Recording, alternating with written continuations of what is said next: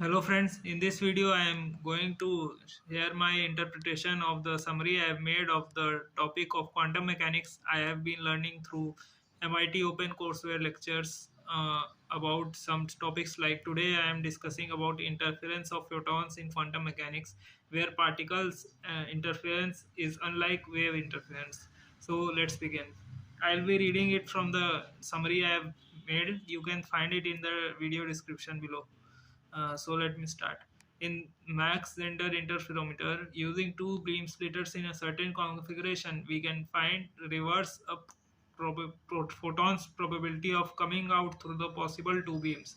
If the original probability is 1 in beam A and 0 in beam B, the interferometer can reverse the probabilities, and then 0 in beam A and 1 in beam B. In quantum mechanics, individual photons interfere with themselves and not with the other photons. So, a photon sent through a beam splitter will go through both the photon beams and perform constructive interference in one beam and destructive interference in another one when observed.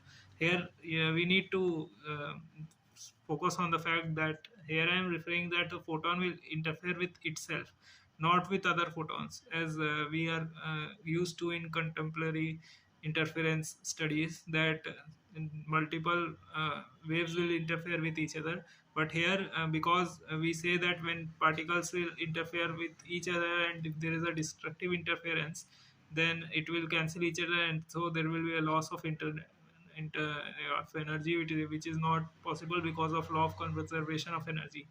So in when we are considering photons as particles, so interference will be done by the photon with its own self. No, like it will we say that it is traveling through both the beams simultaneously, and when meeting, then it is interfering at that point.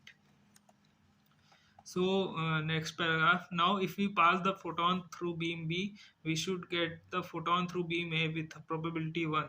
Suppose we block beam B after the first beam splitter, along after doing the math and also through observation. The probability of the photon to be detected at beam A, beam B, and at the object blocking the path of beam B is to be 1 by 4, 1 by 4, and 1 by 2 respectively, which is counterintuitive because we are blocking the path of beam B and still getting the probability of it to be detected at detector of for beam B to be increased from 0 to 1 by 4. The above concept is applied in Elitzer-Weidmann bombs. These bombs have a photon detector upon which detecting a photon it will blast. Suppose we have a number of bombs in which some are working and some are defective. To test these bombs by applying classical physics, if we pass light through the working bomb, then it will explode and get wasted while testing. If we keep the bombs as the blockage in the interferometer setup mentioned in the above paragraph and pass a photon through beam B for a defective bomb, it will be a situation of no blockage, and so the bomb reaches the detector for beam A. Let's call it detector A. Uh, if a working bomb is put and we send a photon through beam B, we have a 1 by 2 probability that the photon lands up in the blocker. Here I am referring to the bomb's photon detector, and the bomb explodes. 1 by 4 of probability will be there that it reaches the detector A, and 1 by 4 probability that the photon reaches detector B.